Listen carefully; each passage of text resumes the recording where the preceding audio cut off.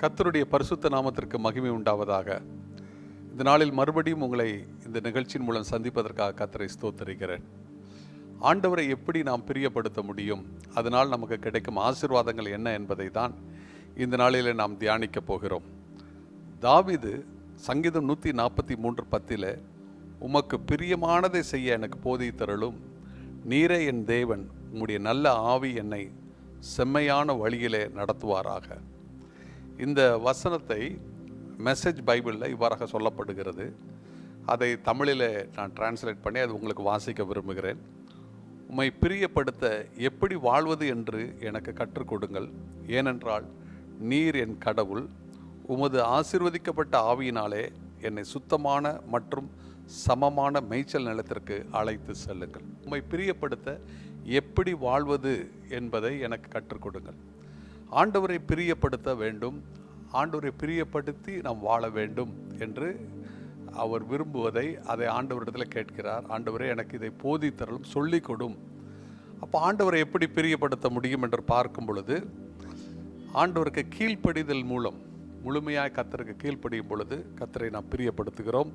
1 Samuel 15:22 இரண்டாவதாக எபிரேயர் 11:6 வாசிக்கும் பொழுது, விசுவாசம் இல்லாமல் தேவனுக்கு பிரியமாய் இருப்பது கூடாத காரியம், ஆக விசுவாசத்தினால தேவனை பிரியப்படுத்த முடியும் என்பதை பார்த்தோம்.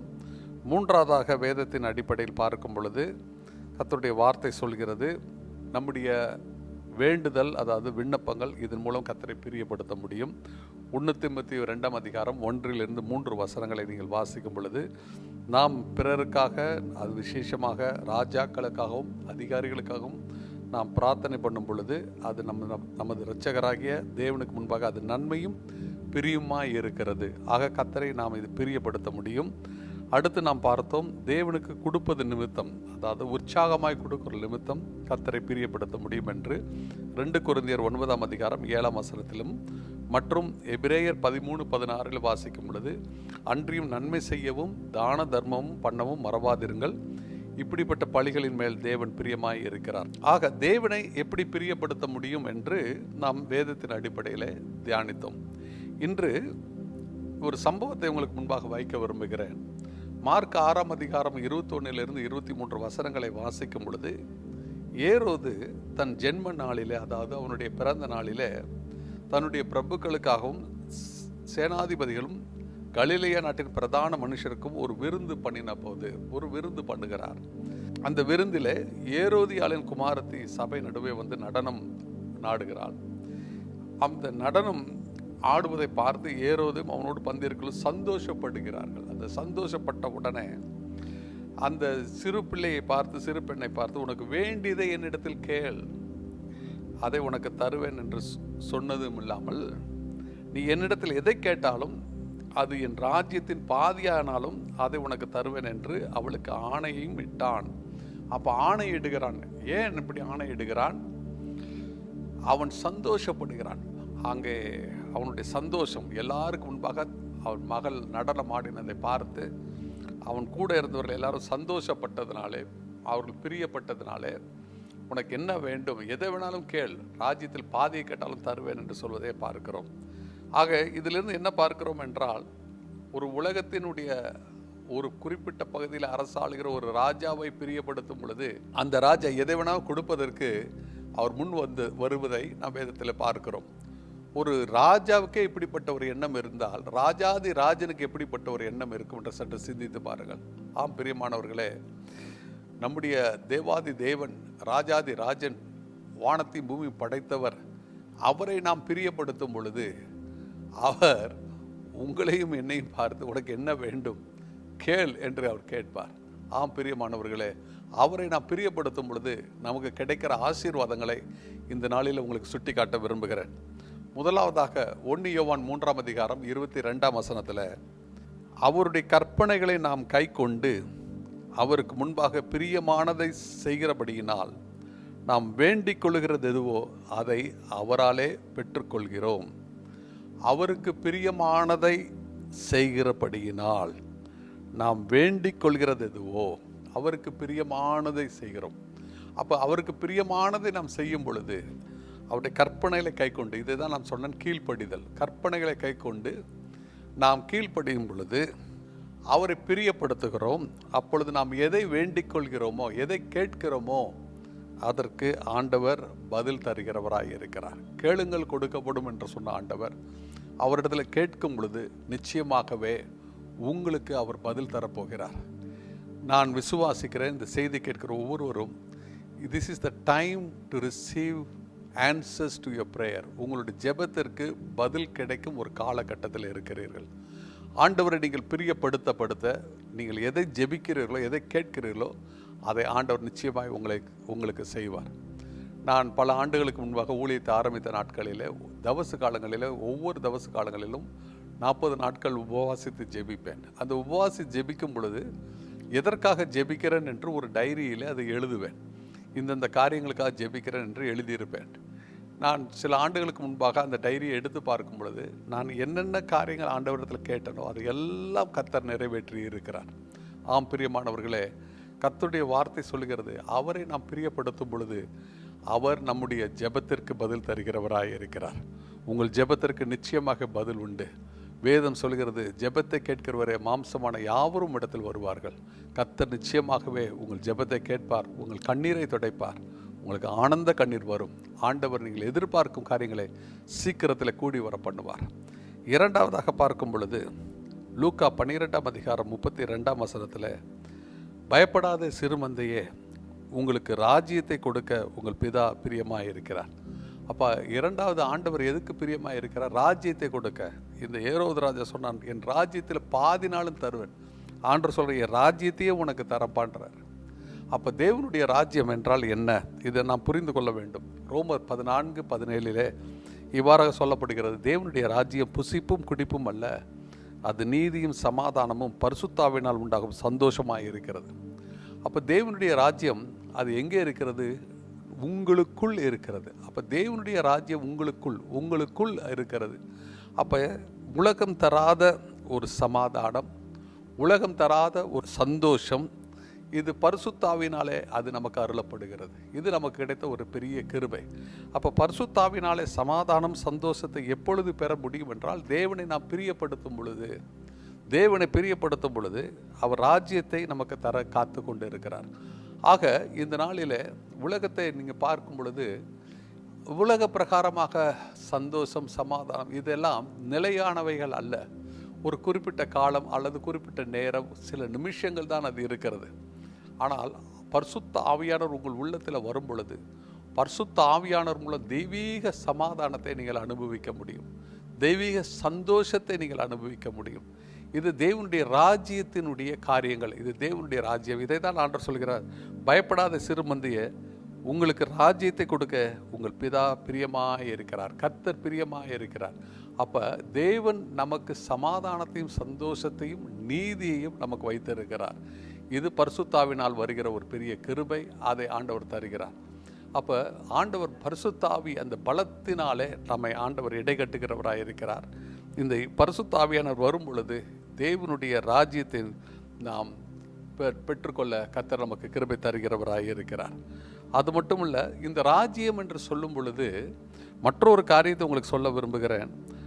மத்தேயு 25:21 நீங்கள் வாசிக்கும் பொழுது அங்கே ஒரு சம்பவம் சொல்லப்படுகிறது. 5 தாலந்துகள், 2 தாலந்துகள், 1 தாலந்துகள். இந்த 5 தாலந்துகள் உள்ள ஒரு மனுஷன் அதை இரட்டிப்பாக்கி 10 தாலந்தாய் கொண்டு வருகிறான். 2 தாலந்து உள்ளவன் 4 தாலந்தாய் கொண்டு வருகிறான். அவனை பார்த்து அந்த எஜமான் சொல்கிற ஒரு காரியம், நல்லது உத்தமும் உண்மையுள்ள ஊழியக்காரனை, கொஞ்சத்தில் உண்மையாக இருந்தாய், அநேகத்தில் உன்னை அதிகாரியாக வைப்பேன் என்று உன் எஜமானுடைய சந்தோஷத்திற்குள் பிரவேசி என்றான். ஆக எஜமானுடைய சந்தோஷம், தேவனுடைய ராஜ்யம் என்று சொல்லும் பொழுது அது நீதியும் சமாதானமும் பரிசுத்தாவினால் உண்டாகும் சந்தோஷம். அப்போ கர்த்தருக்கு உண்மையாய், கர்த்தருக்கு பிரியமான காரியத்தை நாம் செய்யும் பொழுது தெய்வீக சந்தோஷம், தேவன் அனுபவிக்கிற அந்த சந்தோஷத்தை நீங்களும் நானும் அனுபவிக்க முடியும். அப்போ யோசித்து பாருங்கள், எவ்வளோ பெரிய ஒரு சந்தோஷம். பல ஆண்டுகளுக்கு முன்பாக நான் ஒரு கிராமத்தில் பிரசங்கிக்கும்படி சென்றேன். அதற்கு முந்தின நாள் பயங்கரமான மழை. அந்த மழை பெய்த பிறகு நான் அந்த கிராமத்துக்கு சென்றேன். குடிசையில் இந்த சபை நடக்கிறது. அப்பொழுது சாட்சி நேரம் வந்த பொழுது 2 பேர் எழுந்து சாட்சி சொன்னார்கள். இப்படி மழை பெய்யும் பொழுது காற்று அடிக்கும் பொழுது இந்த அவர்கள் இருந்த அந்த குடிசை அப்படியே தூக்கும், மேலே செல்லும். இந்த நடுவில் இருக்கிற அந்த பீமை 2 பேரும் பிடிச்சு கொண்டு ஸ்தோத்திரம் ஸ்தோத்திரம் ஸ்தோத்திரம் சொல்லுவாங்களாம். அப்போ அந்த மேலே போகிற அந்த குடிசை அது அப்படியே இறங்கி வந்துடும். இப்படி ஒவ்வொரு முறை காற்றடிக்கும் பொழுது அதை பிடித்து கொண்டு ஸ்தோத்திரம் ஸ்தோத்திரம் சொல்லிகிட்டே இருந்தாங்க. அப்போ இரவில் பல மணி நேரங்கள் இப்படி போராடி கொண்டிருந்தார்கள். பிறகு மழை நின்று விட்டது, உறங்கி விட்டார்கள். காலையில் எழுந்து வெளியே வந்து பார்த்தா அந்த குடிசை பகுதியில் இவங்க ஒரு வீடு மட்டும்தான் இருக்குது. அப்போ இந்த சாட்சி அவங்க சொல்கிறாங்க, நாங்கள் கர்த்தரை நம்பினோம், ஆண்டவர் எங்கள் குடிசையை பாதுகாத்தார் என்று சொல்லும் பொழுது முகத்தை பார்த்தேன். அந்த முகத்தில் என்ன மாதிரியான ஒரு சந்தோஷம், பெரிய பணக்காரில் கூட இப்படி சந்தோஷத்தை நான் பார்த்ததில்லை. ஆம் பிரியமானவர்களே, இதுதான் தேவனுடைய ராஜ்யத்திலிருந்து வருகிற சந்தோஷம், சமாதானம், நீதி. இதை கர்த்தர் அவருடைய பிள்ளைகளுக்கு தருகிறார். கர்த்தரை நாம் பிரியப்படுத்தும் பொழுது ஆண்டவர் அந்த நீதி, சமாதானம், சந்தோஷம் என்கிற ஆசீர்வாதங்களை கர்த்தருடைய பிள்ளைகளுக்கு தருகிறவராய் இருக்கிறார். அடுத்ததாக நாம் பார்க்கும் பொழுது ஆண்டவரை பிரியப்படுத்தும் பொழுது என்ன நடக்கிறது? நீதிமொழிகள் 16ஆம் அதிகாரம் 7ஆம் வசனம், ஒருவனுடைய வழிகள் கர்த்தருக்கு பிரியமாய் இருந்தால் அவனுடைய சத்துருக்களும் அவனோடு சமாதானமாகும்படி செய்வார். அப்போ கர்த்தரை பிரியப்படுத்தும் பொழுது நம்ம எதிர்த்து வர சக்திகள் கூட நம்மோடு கூட சமாதானமாக போவார்கள் என்று வேதவசனம் சொல்கிறது. ராஜாக்களின் இருதயத்தை மாற்றுகிறவர் நம்முடைய ஆண்டவர். அப்போ நம்முடைய இருதயத்தை, அதாவது நம்முடைய எதிரியின் இருதயத்தை கர்த்தர் மாற்ற வல்லவராக இருக்கிறார். அவர் மாற்றும் பொழுது அவர்கள் நம்மோடு யுத்தம் பண்ணுவதை விட்டு சமாதானமாய் போக வேண்டும் என்ற ஒரு வாஞ்சை அவர்களுக்கு வரும். ஆம் பிரியமானவர்களே, 2 நாளாகமம் 20ஆம் அதிகாரம் 29ஆம் வசனத்தை வாசிக்கும் பொழுது, கர்த்தர் இஸ்ரவேலின் சத்துருக்களோடு யுத்தம் பண்ணினார் என்று கேள்விப்பட்ட அந்த தேசத்து ராஜ்யத்தர் மேல் தேவனால் உண்டான பயங்கரம் வந்தது. அப்போ தேவனால் உண்டான பயங்கரம் வந்ததுனாலே இவ்விதமாய் தேவன் சுற்றுப்புறத்தாரால் யுத்தமில்லாத இளைப்பாறுதலை அவனுக்கு கட்டளையிட்டபடியினால் யோசேபத்தின் ராஜ்யபாரம் அமெரிக்கையாய் இருந்தது. இப்போ யோசேபத்தினுடைய ராஜ்யபாரம் அமெரிக்கா சமாதானமாக இருந்தது. ஏனெனில் கர்த்தர் கூட இருக்கிறார் என்பதை மக்கள் உணர ஆரம்பித்தார்கள், எதிரிகள் உணர ஆரம்பித்தார்கள். ஆக அவர்கள் இனிமேல் அவர்களை எந்த தொந்தரவு செய்யக்கூடாது என்று அவர்களே விலகி போய்விட்டார்கள். அதுபோல் கர்த்தருக்கு நாம் பிரியமாக இருக்கும் பொழுது நம்முடைய எதிரிகள், அதாவது சத்துருக்களும் சமாதானமாய் நம்மோடு போவார்கள் என்று வேத வசனத்தில் வாசிக்கிறோம். ஆக இதிலிருந்து நாம் கற்றுக்கொண்ட காரியம், தேவனை பிரியப்படுத்தும் பொழுது 1 யோவான் 3:22 சொன்னது போல நம்முடைய விண்ணப்பத்திற்கு ஆண்டவர் பதில் தருகிறார். அது மட்டுமல்ல, லூக்கா 12:32 வாசிக்கும் பொழுது ஆண்டவர் அவருடைய ராஜ்யத்தினுடைய நமக்கு கொடுக்கிறார். ராஜ்யம் என்று சொல்லும் பொழுது தேவனுடைய ராஜ்யம் புசிப்பும் குடிப்பும் அல்ல, அது நீதியும் சமாதானம் பரிசுத்த ஆவியால் உண்டாக சந்தோஷம். அந்த சந்தோஷம், தேவன் அனுபவிக்கிற சந்தோஷத்தை நாம் பெற்றுக்கொள்ள கர்த்தர் கிருபை தருகிறார். அது மட்டும் இல்லாமல் வேதத்தை வாசிக்கும் பொழுது நாம் கர்த்தரை பிரியப்படுத்தும் பொழுது நம் சத்துருக்களும் நம்மோடு கூட சமாதானமாய் போகும்படி கர்த்தர் கிருபை தருகிறார். ஆக கர்த்தரை நாம் பிரியப்படுத்துகிறோமா? கர்த்தரை பிரியப்படுத்த நீங்கள் முயற்சி செய்யும் பொழுது ஆண்டவர் உங்களுடைய ஆசீர்வாதங்கள் எல்லாவற்றையும் அவர் கட்டளையிடுவார். கர்த்தர் தாமே உங்களை ஆசீர்வதிப்பாராக. கண்களை மூடி ஜெபிப்போம். ஆண்டவரே, இந்த நாளுக்காக உமக்கு நன்றி. இந்த நாளிலும் கூட கர்த்தாவே, உம்முடைய வார்த்தையின்படி உம்மை நாங்கள் பிரியப்படுத்தும் பொழுது நீர் ஆண்டவர் எங்கள் ஜெபத்திற்கு பதில் தருகிறீர். உம்முடைய ராஜ்யத்தின் காரியங்களை எங்களுக்கு தருகிறீர், ராஜ்யத்தின் ரகசியங்களை எங்களுக்கு தருகிறீர். ஆண்டவரை, எல்லாவற்றுக்கும் மேலாக எங்கள் சத்துருக்கள் சமாதானத்தோடு போகும்படி எங்களுக்கு கிருபை தருகிறீர். அதற்காக உமக்கு நன்றி. இந்த வார்த்தை கேட்ட ஒவ்வொரு பிள்ளைகளும் ஆண்டவரே, கர்த்தரை எப்படி பிரியப்படுத்த முடியும் என்ற ஒரு சிந்தையோடு அவர்கள் வாழவும், பிரியப்படுத்த எல்லா முயற்சி எடுக்கவும் நீர் அனுக்கிரகம் செய்தரலும். இந்த வார்த்தைக்காக உமக்கு நன்றி. தொடர்ந்து இந்த அருமையான உங்களுடைய பிள்ளைகளை, அவருடைய குடும்பங்களை நீர் ஆசீர்வதியும். இயேசுவின் நாமத்தில் பிதாவே, ஆமேன், ஆமேன். கிறிஸ்துவுக்குள் பிரியமானவர்களே, சகோதரர் சாமுவேல் மோகன்ராஜ் அவர்கள் எழுதிய ஆவிக்குரிய புத்தகங்கள் உங்கள் ஆவிக்குரிய வாழ்க்கைக்கு மிகவும் பிரயோஜனமாக இருக்கும். இயேசுவின் ரத்தம் என்கிற புத்தகம், எழுப்புதலின் அக்கினி, நீங்கள் வாழ்ந்து செழித்திருப்பீர்கள், சிலுவையிலே மொழிந்த சுவிசேஷ பணிக்கான 7 திறவுகோல்கள், தேவனுடைய தேசத்தில் செழிப்பாக்கும் அனுபவங்கள், தரிசனங்களும் சொப்பனங்களும் அதன் விளக்கமும், இயேசுவின் காயங்கள் அவற்றின் வல்லமையும் நோக்கங்களும். கர்த்தர் உங்களை ஆசீர்வதிப்பாராக.